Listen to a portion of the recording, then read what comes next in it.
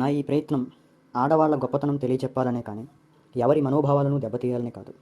ఒకవేళ నాకు తెలియకుండా ఎవరి మనోభావాలనైనా దెబ్బతీసినట్లు అనిపిస్తే దయచేసి నన్ను క్షమించి ఆశీర్వదించాలని ఆకాంక్షిస్తున్నాను. నమస్కారం. ఆడవాళ్ళను గౌరవించడం ఒక మనిషికి ఉండవలసిన, నేర్పవలసిన సంస్కారం. ఆ సంస్కారం ఉంటేనే వారు మనిషి, లేకపోతే ఉచ్యము నీచము లేని జంతువుతో సమానం. క్షమించాలి. నోరు లేని ఒక మూగజీవముతో గౌరవ సంస్కారం లేని ఒక మనిషి కానీ పరాన్న జీవిని పోల్చి ఆ జంతువు మనోభావాలను దెబ్బతీయడం నాకు ఇష్టం లేదు. Straight question to my lovable society.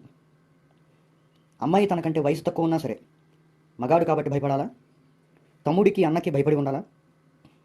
గౌరవించి ఉండేవాళ్ళకి, ఆ గౌరవ స్వీకారానికి అర్హత ఉన్నవారికి నేను నమస్కరిస్తున్నాను.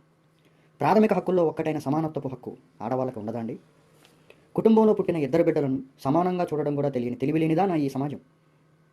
ఆడపిల్లలను చదివిస్తూ ఎంతవరకైనా చదువమ్మా నేను చదివిస్తాను అన్నవారికి నా పాదాభివందనం. కుటుంబంలో పుట్టిన అబ్బాయే అదే కుటుంబంలో పుట్టిన వారి తోబుట్టువును అవమానిస్తూ మాట్లాడినా సమర్థించే వారికి నా సూటి సమాధానం ఒకటే. రేపు నీకు దిక్కు ఆ అవమానించబడే అమ్మాయే కావచ్చు. ఎంత దూరంలో ఉన్న అమ్మ అని పిలిస్తే తనలోని అమ్మతనం కదిలి పరిగెత్తుకు వస్తుంది ఆ అమ్మాయి. అదే అమ్మా నాన్నను వృద్ధాశ్రమాల్లో వదిలేస్తాడేమో, అవకాశం లేకపోలేదు అబ్బాయి.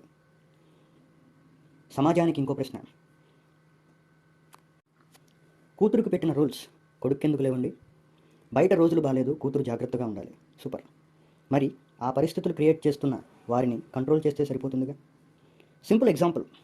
బయట క్రూర జంతువులు తిరుగుతున్నాయి అని మన వాళ్ళని ఇల్లు కదలకుండా చేస్తున్నాము.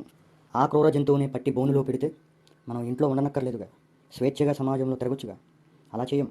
క్రూర జంతువులకి సమాజాన్ని అప్పచెప్పి వంట ఇల్లు ఆడవారికి అప్పచెప్తాం. ఆడవాళ్ళు నలుగురిలో నవ్వకూడదు. నలుగురిలో ఉన్నప్పుడు జాగ్రత్తగా ఉండాలి. క్షమించాలి.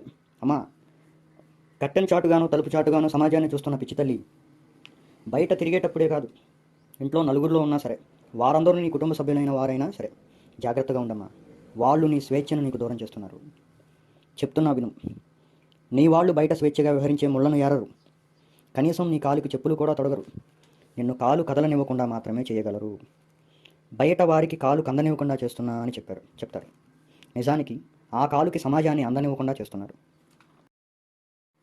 ఆడవారు ఇంటి పరువు ఒప్పుకుంటాను, కానీ ఆ పరువుగా ఫీల్ అయ్యే ఆడవారికి గౌరవం ఎందుకు కరువు? అరుగులు అరక్కొడుతూ చెట్టు కింద కూర్చున్న వాళ్ళు అంటుంటారు ఒక మాట, ఆడది కూడా చేస్తుందిరా ఆ పని అని. అంటే మీ ఉద్దేశం ఏంటండి? ఆ పని తక్కువనా మీ భావన? ఏది బిడ్డని కనండి చూద్దాం. 9 నెలలు మోస్తే పుట్టావు నువ్వు. ఒక్కొక్కళ్ళు అంటారండి 9 నెలలు మాత్రమే అమ్మ కష్టం, ఆ తర్వాత పెళ్లి చేసే వరకు నాన్నదే అని. నిజమే. ఒకటి చెప్తా వినండి. పెంచేటప్పుడు మీ ప్రాణాలు ఏమీ పోవండి, కానీ కనేటప్పుడు అమ్మకి అక్కడ ప్రాణాలు కూడా పోవచ్చు. అయినా తెగించి తన భర్తను తండ్రిని చేస్తుంది, తన తండ్రిని తాతను చేస్తుంది. పెంచినందుకు, పెళ్లి చేసుకున్నందుకు ఆడవాళ్ళు తన కృతజ్ఞత ప్రాణాలు పణంగా పెట్టి తెచ్చుకుంటారు. ఇది ఓ మొగుడా, నిన్ను మగాడనాలన్నా కూడా నీ భార్య చేతుల్లోనే ఉంది. ఒక చిన్న ప్రశ్న అండి, నా అజ్ఞానాన్ని మన్నిస్తూ వినండి. అమ్మాయికి ఫోన్ ఇస్తే చెడిపోతుంది. అమ్మో, ఎవరైనా అబ్బాయితో మాట్లాడితే పరువు మర్యాదలు ఏమైపోవాలి అంటారు. చెడగొట్టేది అబ్బాయి అని అక్కడ క్లారిటీ ఇచ్చారు. సరే, అదే ఫోన్ అబ్బాయి వాడుతున్నాడుగా, వారి ఫోన్ చూడరా మీరు? ఇంకో అమ్మాయి అక్కడ, ఇలాంటి వారే కదా అక్కడ కూడా. కానీ ఆడు మగాడండి, ఏం కాదు అంటారు. నాకొక్కటి గుర్తొస్తుందండి. వరి పొలానికి ముందేసాం, ఆ ముందు పవర్ దిక్కుండానే కోసాం, అమ్మేశాం. తినేది మనం కాదు, పక్కోడు. ఆ పక్కోడు కూడా నీలాగే ఆలోచిస్తే, ఆ మందు వేసిన పంట నువ్వు కూడా తింటే, మీ మతి ఎలా ఉందో మీ గతి కూడా అలాగే ఉంటుంది. ఇద్దరు బిడ్డలను కన్నవారే ఒకరికి పెట్టిన రూల్స్ ఇంకొకరికి అవసరం లేదు అంటుంటే ఇంకెక్కడిది మార్పు? Salute sir. ఆచార సంప్రదాయాల పేరుతో ఆడవారి హక్కులను, స్వేచ్ఛను నాశనం చేసే నా ఈ సమాజానికి సెల్యూట్. ఇంత చేసే మనం ఆగస్టు 15కి ఏమంటామో తెలుసా? భారత్ మాతాకి జై. ఆ మాటలో కూడా ఆడవారే బ్రతుకున్నారుగా. ఆ మాట కూడా భూదేవి మీదే నుంచొని చెప్తున్నాం మనం. ఒక్క మాట, బ్రతుకున్నంత కాలం గుండెల మీద పెట్టుకుంటుంది అమ్మ రూపంలో, భార్య రూపంలో, తోబుట్టు రూపంలో. చచ్చాక కూడా భూదేవి రూపంలో గుండెల్లో దాచుకుంటుంది కదా. నువ్వు కాలు పెట్టి నడిచే భూదేవి లాంటి ఆడవారు నీ కాలు కింద చెప్పు లాంటి వారు అంటారా? చెప్పు తెగిపోయే అవకాశాలు ఉన్నాయి అలా అన్నవారికి.